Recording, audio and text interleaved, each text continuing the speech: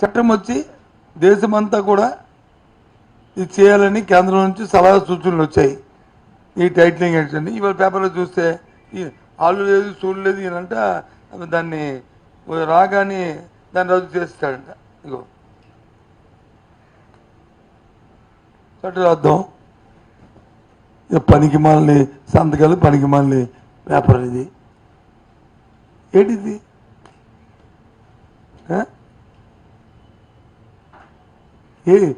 ఏం చేద్దాం అనుకుంటున్నారు అసలు మీ ఉద్దేశంలో?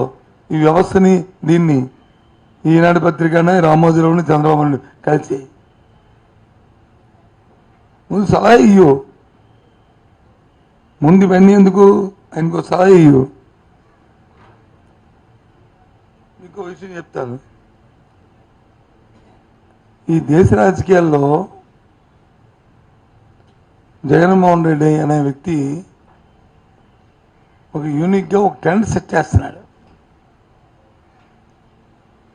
ఆయన 5 సంవత్సరాలు చేసిన పరిపాలన, ఈ 5 సంవత్సరాల్లో 2019లో ఆయన ఇచ్చిన మేనిఫెస్టో, మళ్ళీ 24లో మళ్ళీ ఇచ్చిన మేనిఫెస్టో దేశ రాజకీయాలకు కొత్త రైడ్ని తీసుకొచ్చింది. ఏదైతే అధికారంలో ఉన్న వాళ్ళు 100 పేజీలు, ఇది ఎవరిది? చంద్రబాబు నాయుడుది మేనిఫెస్టో 2014.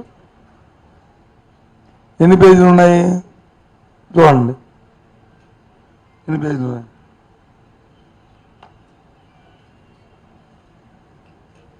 పేజీ నెంబర్ లేచాడు లేదు, పేజీ నెంబర్ లేదు. 50 పేజీలు, అటు ఇటు కలిపితే 100 పేజీలు, 50 పేజీలు మేనిఫెస్టో. ఇప్పుడు 2014 చూశారు కదా. ఇది 2024. ఇది ఎన్ని పేజీలు మేనిఫెస్టో? 3 పేజీలు. మొదటి పేజీ తీసేస్తే మిగతా 5 పేజీలు.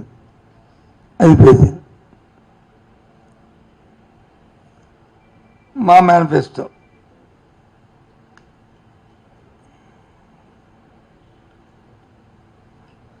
2019లో 4 పేజీలు మేనిఫెస్టో, మళ్ళీ ఆ 4 పేజీలను కలుపుకొని మేము ఇంకో 8 పేజీలు. అంటే మా మేనిఫెస్టోకి వచ్చేసారు వీళ్ళు.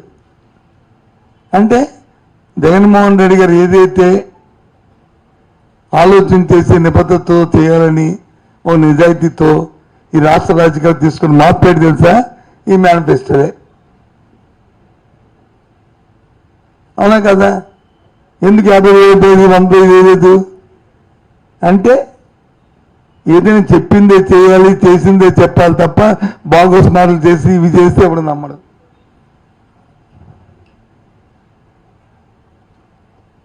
అందుకు ఈ మేనిఫెస్టోలో భగవద్గీతగా మేము వచ్చి పెట్టాం.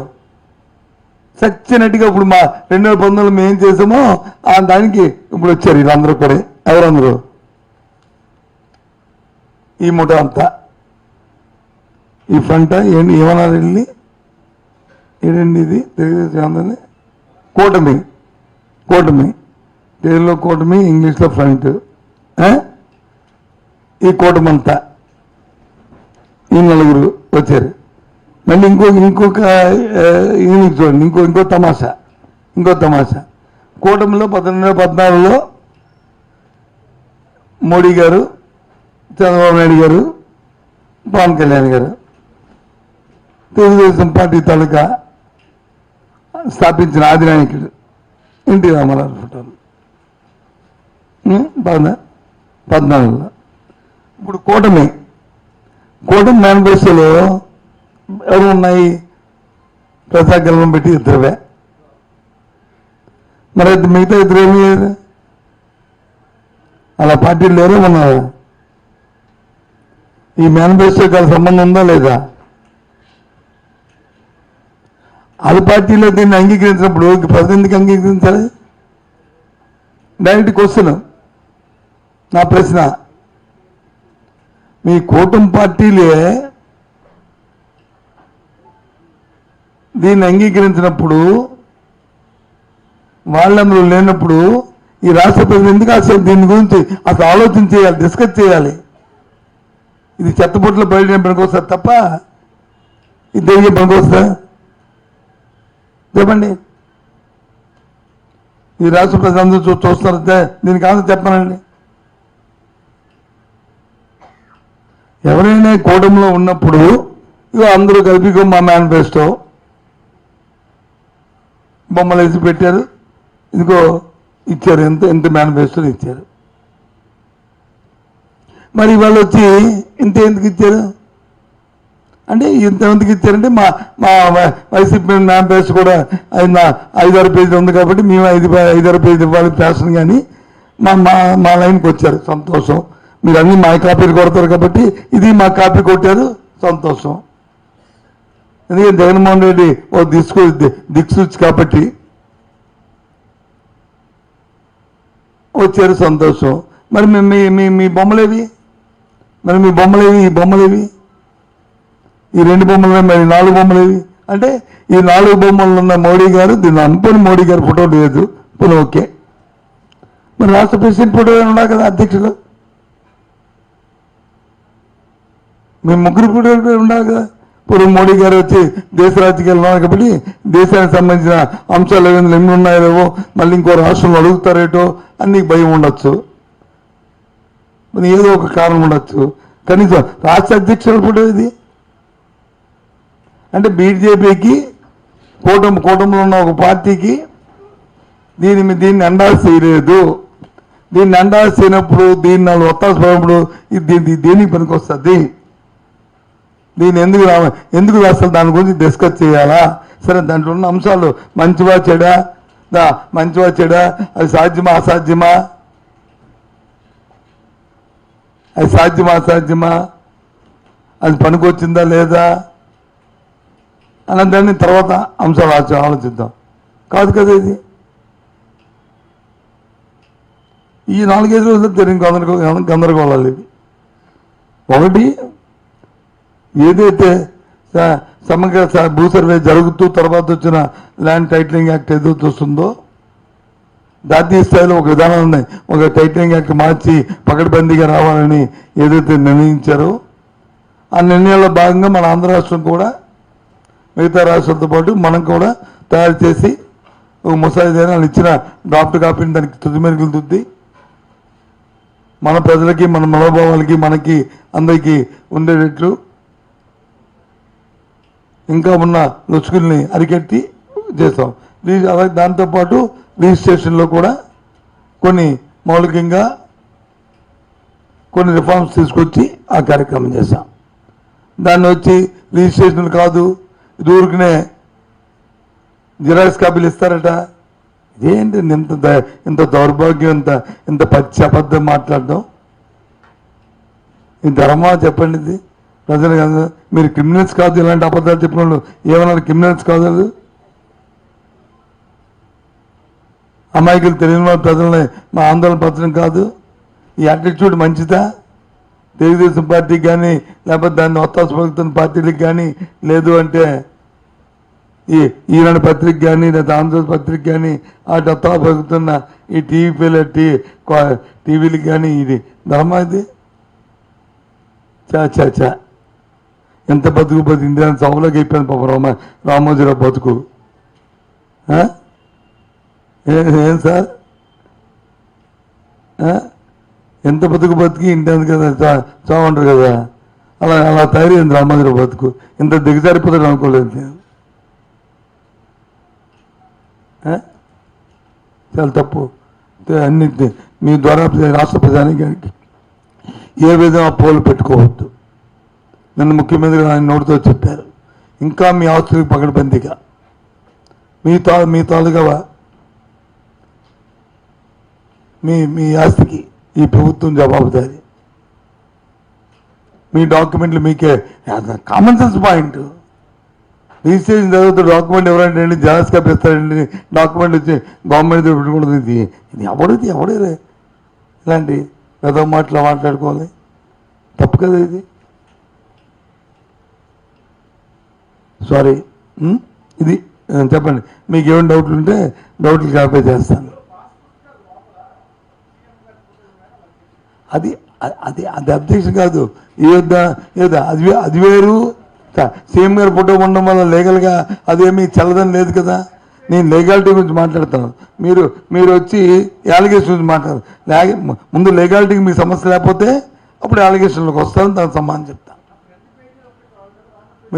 ఫ్రంట్ పేజ్ అయినా లోపల పేజ్ అయినా ఏది చేసినా అది లీగల్గా వ్యాలిడే కాదా? లీగల్గా వ్యాలిడ్. నేను లీగాలిటీ మీద మాట్లాడేటప్పుడు ఇచ్చిన డాక్యుమెంట్ని ఒరిజినల్ ఇస్తారు, డూప్లికేట్ ఇస్తారన్న అది పచ్చి అబద్ధం అని చెప్పాను. మీరు అడిగిన దానికి కూడా సమాధానం చెప్తాను, కానీ ఫస్ట్ లీగాలిటీ.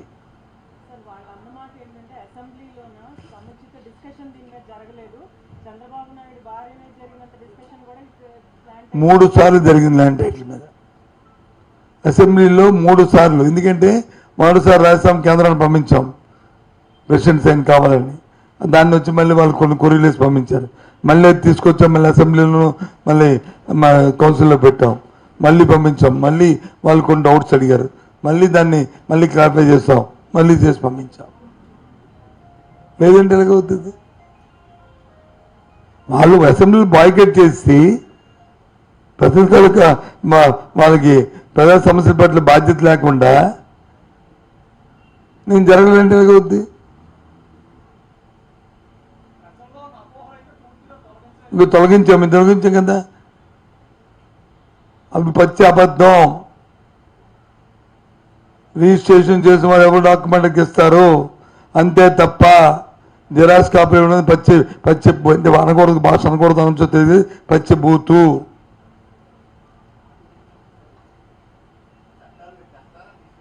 ఏదండి చట్టం వచ్చి ఇప్పుడు ప్రస్తుతం కోర్టులో డిస్కషన్ జరుగుతుంది, కోర్టులో కొన్ని క్లారిఫికేషన్ ఇచ్చాం.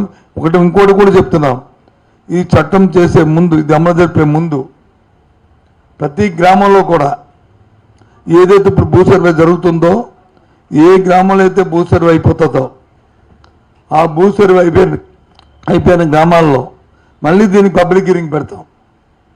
ఇకే ఈ ఊర్లోనే భూమి ఇంత, ఈ ఊర్లో నీళ్ళు ఇంత, ఇల్లులో ఇగో ఈ XYZకి వచ్చి ఇంత స్కెరియార్స్ వచ్చి ఇల్లు కట్టుకున్నారు, ఇగో ఈ భూమికి వద్దులు, ఇది వచ్చి XYZ పేర్లు ఉన్నాయి, దీనికి ఇంకెవరైనా ఇబ్బంది మీకు అబ్జెక్షన్స్ ఉన్నాయా చెప్పండి అని చెప్పి అడిగి తర్వాత అప్పుడు అది చట్టంలో తీసుకొస్తాం ఆ గ్రామాన్ని. తప్ప ఈ పబ్లిక్ హియరింగ్ జరగకుండా మాత్రం జరగదు.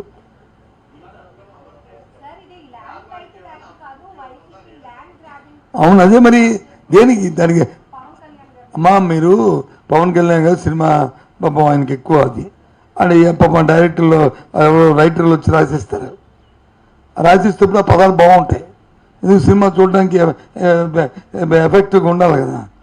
అది అలాంటి మాటలు మాట్లాడాలంటే మేము 10 రాసి ఒకరిని ఎంగేజ్ చేసుకుంటే నాకు 10 రాసిస్తాడు, తెచ్చి మాట్లాడతాను. నేను మాట్లాడుతున్నా నా కడుపులోనూ నాకు వచ్చిన భాషను మాట్లాడుతున్నాను, ఎవరో రాసిచ్చిన స్క్రిప్ట్ కాదు నేను మాట్లాడుతుంది.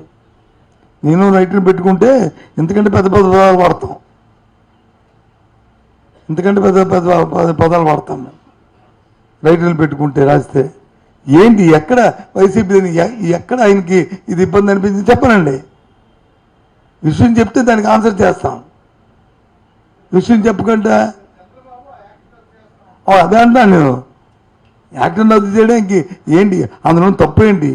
నువ్వు యాక్టర్ వచ్చే నీకు పగొందరు అవకాశం ఇస్తే కదా, ఇవ్వడు కదా. ఆ యాక్టర్ వస్తే ఇంకా ప్రజలకు మేలు జరుగుతుంది, ఇంకా ప్రజలకు పగడపని జరుగుతుంది.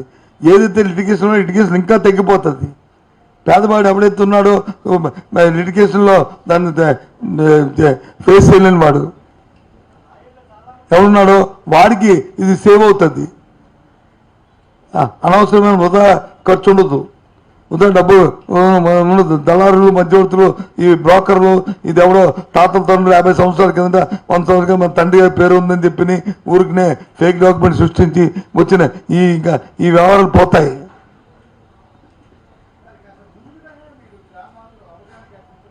కల్పిస్తున్నాను మీకు అవలే ఇప్పుడు ఇప్పుడు సమగ్ర సర్వే జరుగుతుందా? నేను పైన అంటాడు సమగ్ర సర్వే వద్దంటాడు. స్వాతంత్రం వచ్చిన తర్వాత ఇప్పుడు సమగ్ర సర్వే జరుగుతుంది. ప్రజలంతా అంతా హర్షిస్తున్నారు. గ్రామాల్లో మా ఊరు చేయాలని అడుగుతున్నారు. ఏవైతే ఇనాం భూములు ఉన్నాయో, ఏవైతే ఎండోమెంట్ భూములు ఉన్నాయో, ఏవైతే జాయింట్ పట్టాలు ఉన్నాయో, ఏవైతే ఉమ్మడి ఆస్తులు ఉన్నాయో మా కుటుంబాలు అందరూ కోరుతున్నారు. అది ఫోటో అదే మీకు అడుగుతుంది. అదే రెండు విషయాలు సార్, రెండు విషయాలు. ఒకటి లీగలు, రెండు కాదండి. ఈయన ఎక్కడ చచ్చిపోయి ఎక్కడ ఉన్న మహానుభావుడు ఎవరు? ఎన్టీ రామారావు. ఎక్కడ ఉన్న మహానుభావుడు. ఈయన దీని మీద ఫోటో వేయడం కాదు, నేను చూపెడుతుంది మీకు. మరుగుదొడ్లు మీద వేశారు. ఆడవాళ్ళు మరుగుదొడ్డికి వెళ్తే లేడీస్ ఆ మరుగుదొడ్డి మీద ఉండేది. అవునా కదా? మేమేం మరుగుదొడ్డి మేయలేదు కదా. మేమేం మరుగుదొడ్డి మీద ఆలోచన. మేము ఒక మంచి పనికి, ఇది మంచి కార్యక్రమం జగన్మోహన్ రెడ్డి చేస్తున్నారని చెప్పి ఆయన గుర్తు ఉండాలని అది చేసిన పనికి చెప్పుకుంటున్నాం. దాని మీద మాకు డిస్కషన్ వచ్చి ప్రజలందరూ కాదు, రాజకీయ ప్రజలు చెప్పారనుకో అప్పుడు ఆలోచిస్తాం. మేము మరుగుదొడ్డి మేయలేదే. అదిగా మరుగుదొడ్డి మేయలేదు చెప్పండి చేసామా? ఏం మాటలు ఇవి? ఇవాళ ల్యాండ్ టైటిల్ యాక్ట్కి సంబంధించి ఏ గ్రామాలు భూసర్వే వద్దంటున్నారు చెప్పండి. ఇది మీ టీవీల ద్వారా ఈ రాష్ట్రంలో ఉన్న గ్రామీణ పట్టణ ప్రాంతాలను ప్రతి ఒక్కరిని కూడా మీకు తెలియపరచాలని మిమ్మల్ని కోరుకుంటున్నాను. దీనివల్ల మన గ్రామాల్లో ఉన్న చిన్న చిన్న భూముల్లో ఉన్న సమస్యల్ని, మన ఇంటి తాలూకా సమస్యల్ని, మధ్యవర్తులు దళారులు ఎడ్యుకేషన్ లేకుండా ఒక పైసా ఖర్చు లేకుండా ఈ కార్యక్రమం మంచిదా కాదా దయచేసి ఆలోచన చేయండి. ఎంతోమంది కోరుకుంటేనే ఈ కార్యక్రమాన్ని గత మేనిఫెస్టోలో పెట్టి చేస్తున్నాం. ఇది వద్దంటేగా ఎవరికైతే బెనామీలు ఉంటారో, ఎవరైతే లిటిగేటర్లు ఉంటారో, ఎవరైతే మధ్యవర్తులు దళారులు చూసి చేస్తారో వాళ్ళకి ఇది కష్టం. వాళ్ళు వద్దంటారు. ఎందుకంటే నాకు వచ్చిన ఆదాయం పోద్ది, నేను దోచేసుకోవచ్చు దాన్ని. ఇది కాదు కదా.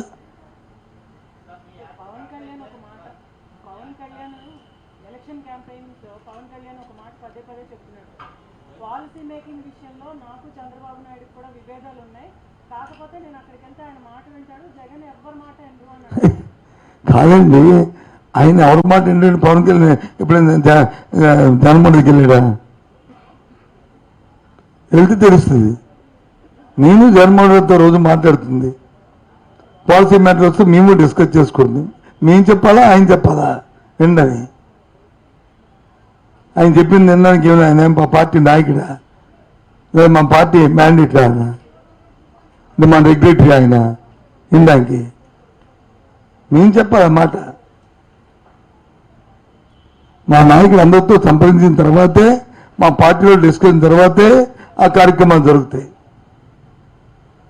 ఆ విధానం మేము తీసుకుంటాం. అది మేము చెప్పాలి. ఆయన చెప్తాడు వెంటనే. ఆయనకి ఏ విధంగా మా మనసుల్లో దూరిపోయి పరకపై మంత్రం ఉందా? దూరిపోయి మేము ఏదనుకుంటున్నాం అనుకోవడానికి మేము అనుకోవట్లేదే. అయినప్పుడు కూడా నేను చూస్తున్నాను. మేము మాట్లాడుతుంది ఏదో అవార్టీ మాట్లాడుతున్నాం. తెలుగుదేశం మాట్లాడింది ఏదైనా దానికి క్లారిటీ లేదు, దానికి అథారిటీ లేదు. ఈ భూ చట్టాన్ని రద్దు చేస్తాం అలా అన్నారు. ఎందుకు రద్దు చేస్తే చెప్పనండి. దాంట్లో ఉన్న లొసుగడ్డ చెప్పనండి. ఉదయం ప్రెస్ మీట్ పెట్టి చెప్పనండి. ఇగో ఈ క్లాజు దీనివల్ల ఇగో ఇది నష్టం వస్తుంది అని చెప్పనండి. మేము చెప్తున్నాం. ఇది కోర్టులో ఉంది. దీన్ని అన్ని గ్రామాల తాలూకా వాళ్ళు పబ్లిక్ హియరింగ్ జరిగిన తర్వాతే, వాళ్ళు ఇష్టపడిన తర్వాతే దీన్ని వచ్చి అమలు జరపడం జరుగుతుంది. దీనివల్ల సామాన్య ప్రజానికానికి, పేదవాడికి, మధ్యతరగతి వాడికి, ధనవంతుడికి ఎవరికైనా సరే మధ్యవర్తులు, దళారులు, లిటిగేషన్లు, అవినీతి లేకుండా రాబోయే కాలంలో దేశంలోనే అత్యుత్తమంగా ఈ యాక్ట్ తయారవబోతుంది. ఏదైతే పత్రికల్లోనూ వాట్సాప్లోనూ సోషల్ మీడియాలోనూ ఫేక్ డాక్యుమెంట్ ఇచ్చా అని పెట్టారో, డాక్యుమెంట్ జెరాక్స్ కాపీని పెట్టారో అది శుద్ధ అబద్ధం. డాక్యుమెంట్లు వాళ్ళు చేసుకుని రిజిస్ట్రేషన్ చేసి డాక్యుమెంట్ ఇస్తారు. దాంతో అమ్మేవాడు త్వరగా డిజిటల్ సిగ్నేచర్ కూడా, ఎలక్ట్రానిక్ సిగ్నేచర్ కూడా ఉంటుంది. పెడితేనే అది వ్యాలిడ్, లేకపోతే అవ్వదు. ఎందుకంటే ఇంకా క్లారిటీ ఏం కాదు చెప్పానండి. నేనేమి పార్టీ మాట కాదు, నేను క్యాబినెట్లో ఒక మంత్రిని, ఒక అథారిటీతో, ఒక కెపాసిటీతో మాట్లాడుతున్నాను. మన మా రెవెన్యూ మినిస్టర్ గారు మాట్లాడారు, నిన్న మా ముఖ్యమంత్రి గారు చెప్పారు, నేను ఇవాళ చెప్తున్నాను.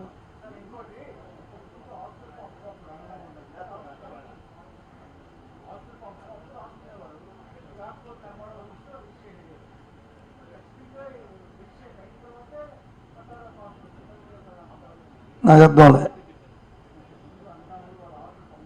ఇంతకు ముందు వచ్చి నువ్వు చెప్తుందంటే ఉమ్మడాస్తులు ఉంటే ఇది ఇల్లు అంటే దాన్ని డివైడ్ చేయడం వచ్చి సబ్ డివిజన్ చేయడం ఎంఆర్ఓ చేసేవారు,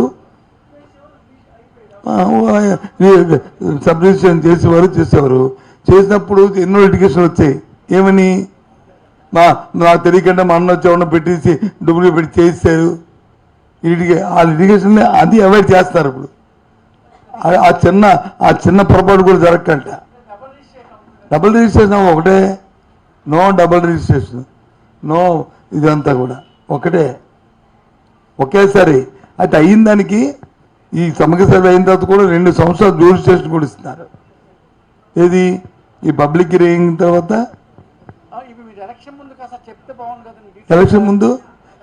ఎలక్షన్ ముందు ఇలాంటి బాగస్ న్యూస్ రాలేదు కదా. ఎలక్షన్ పర్పస్ పెట్టుకుంది కదా ఈ బాగస్ న్యూస్ వచ్చింది. బాగస్ న్యూస్ వచ్చిన తర్వాత కదా రియాక్ట్ అవుతాం మేము అందరికీ. ప్రజలందరూ కరెక్ట్గా ఉన్నారు, వీళ్ళు లేనిపోయి అందుకే క్రిమినల్స్ అన్నాను. ఒక నేరపూరితమైన ఆలోచనతో ప్రజల్లో ఆందోళన సృష్టించి దాని నుంచి రాజకీయ లబ్ధి పొందడానికి ఈ కూటమి ప్రయత్నం చేస్తుంది.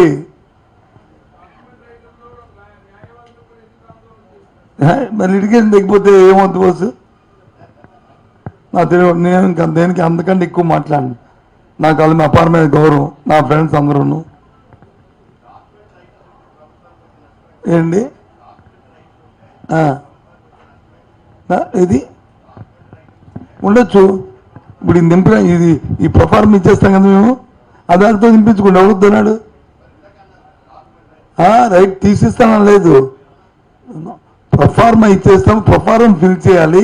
ఇంతకుముందు అయితే డాక్యుమెంట్ రైటర్ మొత్తం రాసేవాడు, ఇప్పుడు రాయవలసిన అవసరం లేదు. ఫిల్అప్ ది బ్లాంక్స్ లాగా వచ్చి ఆ బ్యాంకులు నింపుకుంటే సరిపోద్ది అన్నాం. అది డాక్యుమెంట్ రైటర్తో నింపుకుంటావా, మీ అన్నయ్యతో నింపుకుంటావా, నా తమ్ముడితో నింపుకుంటానా, లేకపోతే అధికారితో నింపుకుంటానా, అనధికారితో నింపుకుంటానా, అది మన ఇష్టం. మన ఇష్టం, అది నింపుకో, తప్పే ఉంది. కానీ ప్రిస్క్రైబ్ ప్రొఫార్మా వస్తుంది, అది తప్పేటి? అది మనకు అష్టమా లాభమా చెప్పండి. మీ ఇక్కడ ఉన్న వాళ్ళందరూ మీరు అమ్ముకొని కొనుక్కున్నప్పుడు ప్రభుత్వం ఒక ప్రిస్క్రైబ్డ్ ప్రొఫార్మా ఇస్తే అది నష్టమా నా లాభమా? అది నష్టమే చెప్పండి. మీ సొంత మనం అమ్ముకొని కొనుక్కుంటాం కదా, తప్పేటి? ప్రిస్క్రైబ్డ్ ఫార్మ్ అంటే దాంట్లో బ్యాంకులు నింపుకోవాలి, అమ్మేవాడు కొనేవాడు, ఆస్థాలకు వివరాలు, వాళ్ళ అడ్రస్లు, వాళ్ళ అవి అది గ్యాప్లు నింపించుకుని అయిపోద్ది. దానికోసం ఎక్కువ డబ్బులు ఖర్చు పెట్టక్కలేదు కదా. మొత్తం 10 పేజీలు రాశాను బాబు, నాకు 10,000 రూపాయలు అడగడు కదా. అప్పుడు ఇవి నింపడానికి వచ్చి ఒక 1000 రూపాయలతో 500తో అయిపోద్ది. అది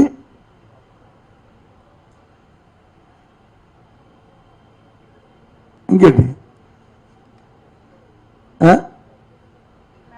మీకు కూడా ఇప్పుడు డౌట్లు తెలిపినట్టు ఉన్నాయి. మీకు ఊరికే పేపర్ చదువుతున్నా తప్ప ఇవి అనుకున్నాయి, కానీ నేను మాట్లాడిన తర్వాత మీకు కూడా డౌట్లు నేర్చుకున్నాయి.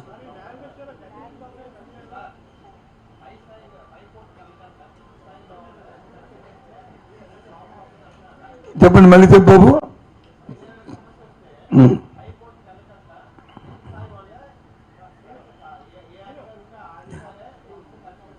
నో, నేను చెప్తాను. అవే ఇవే ఇవే ఇవే ఇవే ఇನ್ನು నేను చెప్తాను కదా మరి దొంటి చూమెట్టు దా చూమెట్టు నమ్ముకున్నా చూమెట్టు నమ్ముకున్నా ఐ అగ్రీ చూమెట్టు ఐఎమ్ సారీ నాకు తెలియకుండా నీకంటే ఇంకా పెద్ద ఈ పనికిమాల పత్రికలు చదివి చెప్తున్నావు నువ్వు ఏం బుక్లు చదువు ఏమని చదువు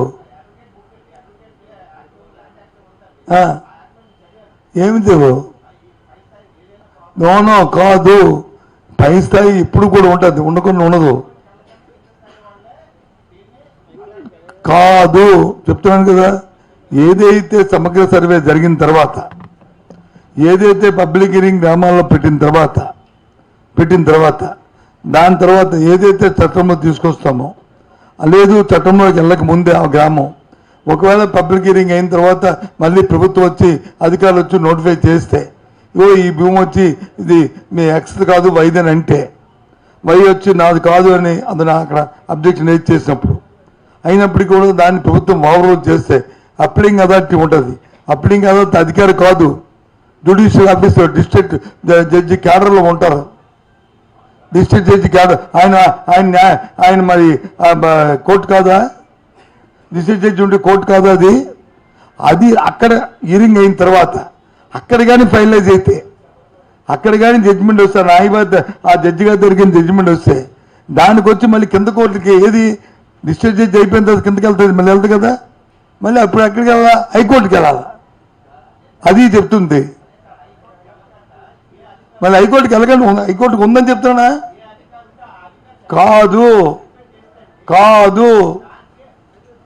నువ్వు వండుతుంది నేను కాదని చెప్పిన మళ్ళీ నువ్వు వాదిస్తే ఏం చేస్తాను నేను కాదని చెప్పేశాను కదా ఇది అవునని చెప్పి నువ్వు పేపర్లోనో పత్రికలోనో ఇదిగో ఇది ఉంది సత్యవారు అబద్ధం చెప్పాను రాయి తప్పే ఉంది నేను అప్లై అథారిటీ డిస్ట్రిక్ట్ జడ్జి క్యాడర్లో ఉంటారు రిటైర్డ్ ఆర్